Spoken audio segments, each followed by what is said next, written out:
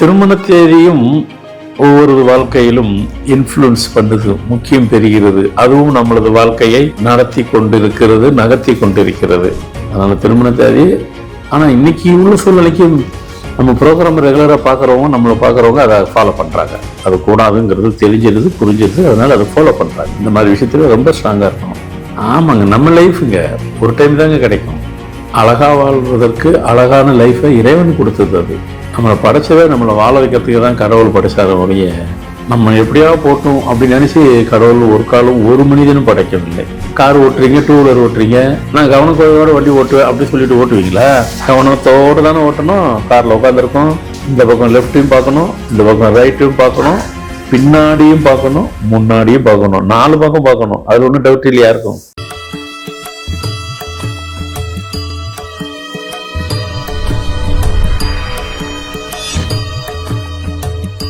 வணக்கம்.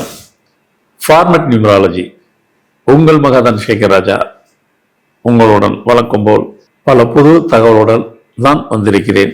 கேட்டு அதை உங்களது வாழ்க்கையில் பயன்படுத்தி கொண்டு பயன்பெறுங்கள். இன்றைக்கு என்ன சொல்ல போகிறோம்?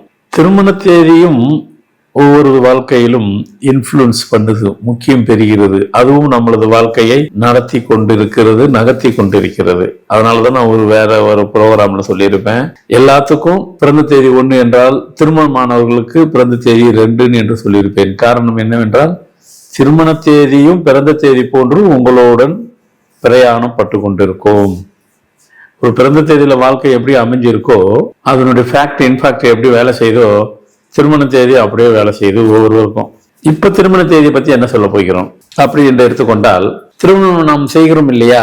அந்த திருமணம் செய்யும் போது அந்த தேதி, மாசம், வருஷம் கூட்டினா 4வது எண், மொத்தம் 4 இலக்கம் இருக்கும், டிஜிட். அந்த இடத்துல எந்த எண்ணெல்லாம் இருக்கணுங்கிறது ஒரு பக்கம், எந்த எண்ணெல்லாம் இருக்கவே கூடாதுன்னு ஒரு பக்கம். 888 3 8 திருமண தேதியில இருக்கவே கூடாது. ஆமா, 8ஆம் தேதி பண்றீங்க, ஆகஸ்ட் மாசம் பண்ணுவீங்க, வருஷத்துல கூட்டினா 8 வரா மாதிரி பண்ணிடுவீங்க. அப்படி கூட்டினாக்கா எல்லா இடத்துலையும் 8 8 இருக்கும். 3 8 திருமண தேதியில இருந்தால் என்ன நடந்து விட போகிறது? இருக்கக்கூடாதுங்கிறது என்ன நடந்துற போகுது அப்படிங்கிறது தான் ரொம்ப முக்கியம். அது என்ன, திருமண தேதியும் வாழ்க்கையில முக்கியம் பெறுகிறதுன்ட்டு 35 வருஷத்துக்கு முன்னாடியே 36 37 வருஷம் 38 வருஷம் கூட இருக்கணும்னு வைங்களேன். அது கம்மி இல்லை. அப்பத்துலேருந்து அதை நான் பார்த்துட்டு இருக்கேன். இப்பவும் ஒவ்வொரு பார்க்கும் போதெல்லாம் எனக்கு திருமண தேதி தான் எல்லாத்தையும் முக்கியத்துவமாக கால்குலேட் பண்ணுவேன். அப்படி 888 இருக்கு அப்படி என்றால் எப்படி இருக்கும் அந்த திருமண வாழ்க்கை என்றால், 2 பேருக்கு ஈகோ பிரச்சனை வரும். கணவன் மனைக்கும் ஈகோ பிரச்சனை அது ஸ்பிளிட் ஆகி தான் போயிடும். அப்படி என்றால் பிரிவினை தான் உண்டு பண்ணும். அந்த பிரிவினை ரொம்ப மனசுல, அதாவது வாழ்க்கையின் ஒரு உச்சகட்டத்துக்கு போய் கடைசி கட்டத்துல தான் அந்த சூழ்நிலை வரும். திருமணம் முடிச்சுட்டு உடனே ஆயிருமா? அப்படியே ஆகாது. அவங்க வாழ்க்கையில எதெல்லாம் இழக்கக்கூடாதோ அத்தனையும் இழப்பார்கள். மனுஷனுக்கு என்னங்க வேணும்? நம்ம எவ்வளவு சம்பாதிச்சாலும் அந்த நமக்குன்னு ஒரு அந்த கட்ஸ் நம்ம விட்டு கொடுக்க முடியாது தானே? அது யாருக்கும் முடியாது தானே? எந்த சூழ்நிலையும் யாரும் விட மாட்டாங்க தானே? இதுல வசதி குறைவு, கம்மி, தாசி அதெல்லாம் கிடையாது. எல்லா மனிதனுக்கும் அது உண்டு தானே? அந்த கட்ஸை யாரும் விட முடியாது தானே? ஆனா உங்க 888 இருந்ததுன்னா 2 பேருமே அதே தான் சொல்லுவீங்க. அதுதான் இருக்கிறது. அந்த கணவனும் என் கட்ஸை நான் விடுற மாதிரி இருக்கு, அந்த மனைவியும் என் கட்ஸை விடுற மாதிரி இருக்கு. அதுதான் ஈகோங்கிறது. உன் வேலையை நீ பாரு, என் வேலையை நான் பாக்குறேன்னு முடிவுக்கு வந்துடுவாங்க. அப்போ 2 பேருக்கும் பொருத்தம் இருக்குங்க எல்லா ஆஸ்பெக்ட்ஸ்லயும். இருந்து அந்த திருமண தேதி சரியில்லைங்கிற ஒரே காரணத்தினால லைஃப் எங்க கொண்டு போய் நிப்பாட்டுது பாருங்க. அதனால திருமண தேதி. ஆனா இன்னைக்கு உள்ள சூழ்நிலைக்கு நம்ம ப்ரோக்ராம் ரெகுலராக பார்க்குறவங்க, நம்மளை பார்க்குறவங்க அதை ஃபாலோ பண்ணுறாங்க. அது கூடாதுங்கிறது தெரிஞ்சிருது, புரிஞ்சிருது. அதனால அதை ஃபாலோ பண்ணுறாங்க, கேர்ஃபுல்லாக இருக்கிறவங்களும் சந்தோஷம். சில நேரத்தில் அவ்வளோ இருந்தும் கூட ஒரு கட்டுப்பாட்டில் ஒரு சைடில் இல்லைங்க நாங்கள் அதெல்லாம் பார்க்கறது இல்லை, நீங்கள் பார்த்தா எப்படி அப்படின்னு சொல்லி போட்டுட்டு அவங்கள வம்புக்கு வளர்த்து அந்த திருமணத்தை ஒன்றும் இல்லாமல் பண்ணி போட்டுறாங்க. நாங்கள் அங்கே கேட்டோம், இங்கே கேட்டோம், ஏதோ ஒன்று பண்ணி சில நேரத்தில் எல்லாம் தெரிஞ்சும் கூட அவங்களால அதை தவிர்க்க முடியாம அந்த மாதிரி சூழ்நிலை கொண்டு போய் அவங்கள நிப்பாட்டி இருக்குது. அதுக்கு பேர் தான் ஃபேட்டுங்கிறது, வேற என்ன. ஆனா சில விஷயத்துல மன ரீதியாக நம்ம ஸ்ட்ராங்கா இருக்கணும். இந்த மாதிரி விஷயத்துல ரொம்ப ஸ்ட்ராங்கா இருக்கணும். ஆமாங்க, நம்ம லைஃபுங்க ஒரு டைம் தாங்க கிடைக்கும். அழகா வாழ்வதற்கு அழகான லைஃபை இறைவன் கொடுத்தது. அது நம்மளை படைச்சதை நம்மளை வாழ வைக்கிறதுக்கு தான் கடவுள் படைச்சார ஒழிய நம்ம எப்படியா போட்டோம் அப்படின்னு நினைச்சு கடவுள் ஒரு காலம் ஒரு மனிதனும் படைக்கவில்லை.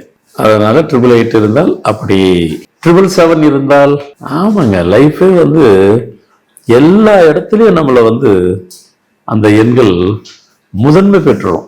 நமக்கு முன்னாடி அவங்க போய் நின்றுருவாங்க. நம்ம வாழ்க்கையில அதிகமா பிளே பண்றது அவங்க தான். யாரு? எண்கள் தான். திருமண தேதியில 3 முறை ரிப்பீட் ஆகுது. எப்படி இருக்கும்? இப்போ நீங்க பார்த்துட்டு இருக்கும்போது பாதி பேர் நீங்களே சொல்லிடுவீங்க, இப்படி அப்படி அப்படி இப்படி ஏதோ ஒன்று கண்டிப்பா சொல்லிடுவீங்க. ஆனா நீங்க சொல்றதெல்லாம் கிட்டத்தட்ட பாதி உண்மையை தான் சொல்ல போறீங்க. ஏன்னா நீங்க தொடர்ந்து இப்போ நிறைய நிகழ்ச்சியை பார்த்துட்டு இருக்கீங்களா, ப்ரோக்ராம. அதை தாண்டி ஒண்ணு சொல்ல போறேன். 2 பேர்ல 777 இருந்தா 2 பேர்ல ஒரு ஆளுக்கு மன ரீதியா பாதிக்கப்பட்டுருவாங்க, டிப்ரெஷன்லயே ஆயிடுவாங்க. காரண காரியத்தெல்லாம் தேட முடியாது, தேடினாலும் கிடைக்காது, காரண காரியமே இருக்காது. இந்த எண்கள் விளையாடுற விளையாட்டுக்கு காரண காரியமே கிடையவே கிடையாது.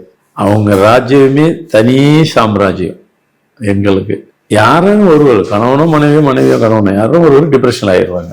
நீங்க கூட கேட்கலாம், இப்படி சொன்னா யாருன்னா ஒரு ஆளாவது நீங்க சொல்லணும்னு கேட்டீங்கன்னா அதுக்கு பதில் வேற ஒண்ணும் இல்லை. உங்க 2 பேர்ல யாருக்கு, இவங்க 2 பேர்ல யாருக்கு அவங்க டேட் ஆஃப் பர்த் இதெல்லாம் வீக்கா இருக்கோ அவங்களுக்கு வரப்போகுது. இதுதான் லாஜிக்கு. அல்டிமேட்டா அந்த date of birth powerful powerless இவ்வளவுதான். யாருக்கு பவரா இருக்கோ அவங்க நின்றுவாங்க. பவர் கொஞ்சம் கம்மியா இருக்கு, பவர்லெஸ்ஸா இருக்காங்கன்னா அது அவங்கள போய் அஃபெக்ட் பண்ணிடும். அல்டிமேட்டா 2 பேர்ல யாருன்னா ஒருத்தருக்கு மென்டல் டிப்ரெஸ் ஆயிரும், மன ரீதியா பாதிக்கப்பட்டுருவாங்க. கண்டிப்பா இந்த எண்ணம் இருந்தா அது நடக்கும். அவங்கள அதில் போய் கொண்டு போய் நிப்பாட்டுறதுதான் இந்த எண்ணனுடைய வேலையை. எவ்வளவு கவனம் தேவை இருக்கு பார்த்தீங்களா? ஆமா, பின்ன கவனம் தான் தேவை இருக்கும். நிறைய சில பேர் கேட்பாங்க, என்னையா நீங்க சொல்லு இவ்வளவு விஷயத்தையும் இவ்வளவும் எப்படி ஃபாலோ பண்றது? அப்புறம் ஃபாலோ பண்ணாம கார் ஓட்டுறீங்க, 2 வீலர் ஓட்டுறீங்க, நான் கவனக்குறைவோட வண்டி ஓட்டுவேன் அப்படி சொல்லிட்டு ஓட்டுவீங்களா? கவனத்தோடு தானே ஓட்டணும். கார்ல உட்காந்துருக்கோம், இந்த பக்கம் லெஃப்டையும் பார்க்கணும், இந்த பக்கம் ரைட்டையும் பார்க்கணும், பின்னாடியும் பார்க்கணும், முன்னாடியும் பார்க்கணும், 4 பக்கம் பார்க்கணும். அதுல ஒன்றும் டவுட் இல்லையா இருக்கும். ஒரு கார் ஓட்டுறதுக்கு இவ்வளவு கேர்ஃபுல்லா இருக்க வேண்டியது, வாழ்க்கை வாழ்றதுக்கு அப்போ எவ்வளவு கேர்ஃபுல்லா இருக்கணும். சின்ன லாஜிக் தான் இதெல்லாம். ஒரு எக்ஸாம்பிள் நடுவில் உங்களுக்கு வந்து ஒரு எக்ஸாம்பிள் கொடுக்கறது தான். உங்களுக்கு தெரியாதெல்லாம் ஒன்றும் புதுசா சொல்ல போறது இல்லை இந்த மாதிரி எக்ஸாம்பிள்லாம். ஆனா அது ஒரு கனெக்டிவிட்டியோட சொல்லும் போகும்போது ஆமா இல்ல, கரெக்டா தான் சொல்றாரு, அப்ப அது உண்மைதான் அப்படின்னு அதை ஃபாலோ பண்ண வேண்டியதுதான் கடமை அப்படின்னு நம்ம ஒரு மைண்டை ஸ்ட்ராங் பண்ணிக்கிறதுக்கு தான் சொல்ல வரும். சரி, அடுத்ததாக 555 உங்க திருமண தேதியில இருக்கு. ஆமா, இருக்கிறவங்க செக் பண்ணி பாருங்க, அதான் இருக்க போகுது. இதுல என்ன இருக்கு? அதெல்லாம் சொல்லிட்டு என்ன பண்ண போறோம்? செய்யாதீங்கன்னு தான் சொல்ல போறோம், வேற என்ன? செஞ்சுட்டு அவசரப்பட வேண்டாம் என்ன சொல்றீங்க? நம்ம வாழ்க்கையை வாழ்றதுக்கு தான், அவசரப்படுவதற்கு இல்லை. எல்லாமே சரியாகவே இருந்தா கூட எங்கன்னா ஓரத்துல நம்மள எரியாம ஏதாவது நம்மளுக்கு பிரச்சனை கொடுக்கறதுக்கு ரெடியா காத்துக்கிட்டு இருக்கோம். சரியாக இருந்தாவே நாம அதிலே ரொம்ப கேர்ஃபுல்லா இருக்கும் போகும்போது அவர் வரமாட்டார். நாம இவ்வளவு இடத்துலயே ஓட்டையை வச்சுக்கிட்டு வந்தோம்னு வச்சுக்கிறோம், எல்லாரும் உள்ள வந்துருவாங்க. உங்களை வாழ விடாம இருக்கிறதுக்கு என்னென்ன வழியோ ஃபுல்லா லாக் பண்ணி விட்டுருவாங்க. அப்புறம் நீங்க தான் சொல்ல போறீங்க, வாழவே முடியல, வாழவே பிடிக்கலன்ட்டு. ஆமா, இவ்வளவு முட்டிங்கன்னா அதெல்லாம் நடக்கத்தான் செய்யும். டைட் பண்ணி விட்டுருவாங்கல்ல, எப்படி வாழ்றது? அது நடந்துடக்கூடாதுன்னு சொல்லிட்டு இருக்கு. நீங்க கேர்ஃபுல்லா தான் இருக்கணும், வேற வழி. சரிங்க, 555 இருந்தா என்னங்க? 555 இருந்ததுனாவே எல்லா வசதியும் கொடுப்பாருங்க, வாழ்க்கையில எல்லாமே கிடைக்குங்க.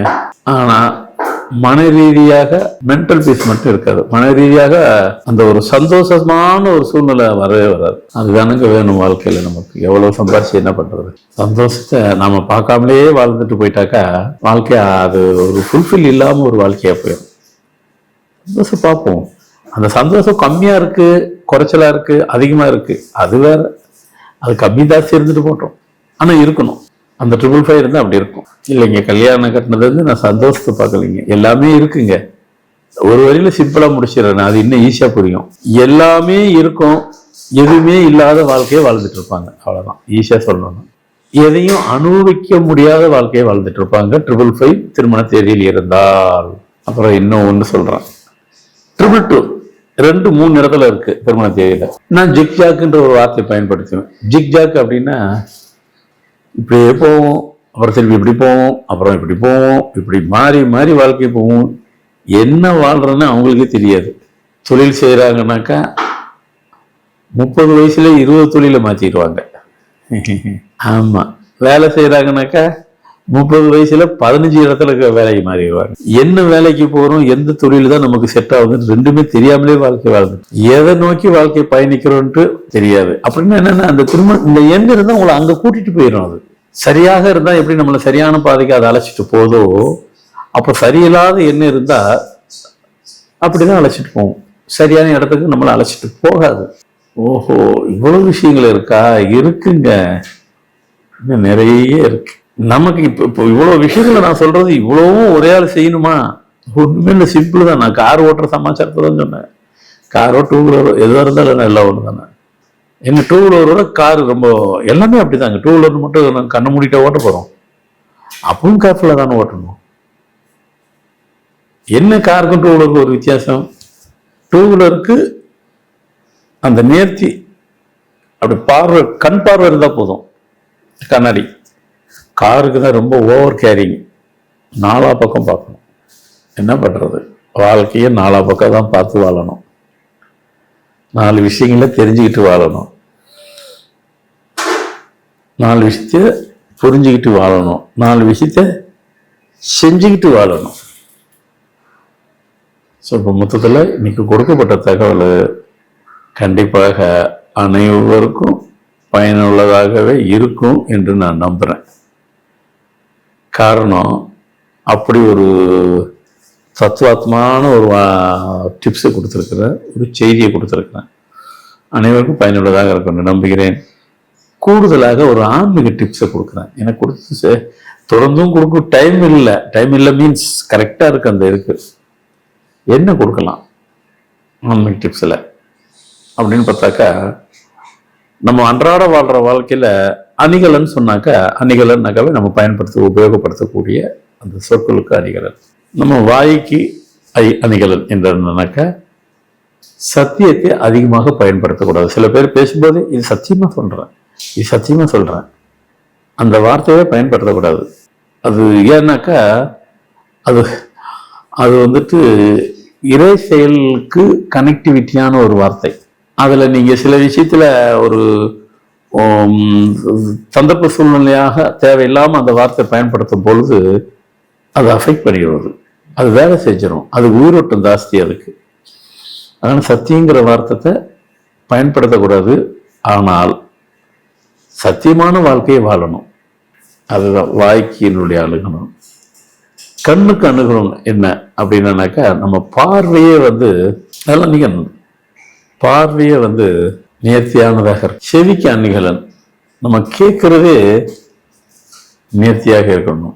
சொல்லப்படுற அதான் வாய்க்கு சொல்லியாச்சு, சத்தியத்துக்கு கட்டுவோம். இப்படி சின்ன சின்ன விஷயம் தான் இதெல்லாம். இது நாம மனுஷன் பயன்படுத்துறோம், இதுக்கும் ஆன்மீகத்துக்கு என்ன சம்பந்தம்? அப்படி கிடையாது. நம்ம தொழில் செய்யறோம், அதுக்கு ஆன்மீகத்துக்கு என்ன சம்பந்தம் அப்படின்னு நம்ம நினைக்கிறோம். செய்யற தொழிலே தெய்வம். தெய்வத்தை நாம கும்பிட்டாலும் கும்பிடலாலும் நீ செய்யற தொழிலே தெய்வம். அதை நேர்த்தியாகவும் டெடிகேஷனாகவும் செஞ்சாலே அங்க கடவுள் நிற்பார். அதுதான் கடவுள். நீங்க செஞ்சு கொண்டு இருக்கிற தொழிலை டெடிகேஷனா செய்யுங்க, ஆத்மாத்மா செய்யுங்க, உண்மையாக செய்யுங்க.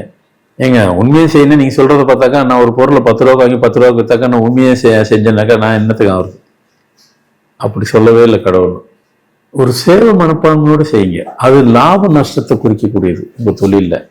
அது பிஸ்னஸா கமர்ஷியலா பிஸ்னஸா அதுக்குள்ள போயிடும். பிரான்ச் வேற. அது கமர்ஷியலா பிஸ்னஸா அப்படிங்கிறதுல போய் சேர்ந்துடும். கமர்ஷியல் அப்படின்னாக்கா 10 ரூபாய்க்கு பொருளை வாங்கி 1000 ரூபாய் வைக்கிற பேர் கமர்ஷியல். 10 ரூபாய்க்கு வாங்கி 15 ரூபாய் வச்சா பிஸ்னஸ்.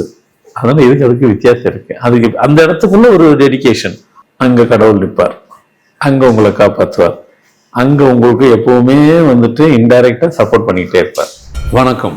ஃபார்மட் நியூமராலஜி நிறைய தகவலை உங்களுக்கு நீங்க விரும்பினபடியும் அவ்வளவும் கொடுத்து கொண்டிருக்கிறேன். எல்லாத்துக்கும் பயன்பெறும்படி உள்ளன. இதிலே நிறைய சந்தேகங்கள் எதனா இருந்தாலும் தொடர்பு கொண்டு கேளுங்கள். நிகழ்ச்சி பார்த்து முடித்தவுடன் லைக் பண்ணுங்க, ஷேர் பண்ணுங்க, சப்ஸ்கிரைப் பண்ணுங்க. நன்றி, வணக்கம்.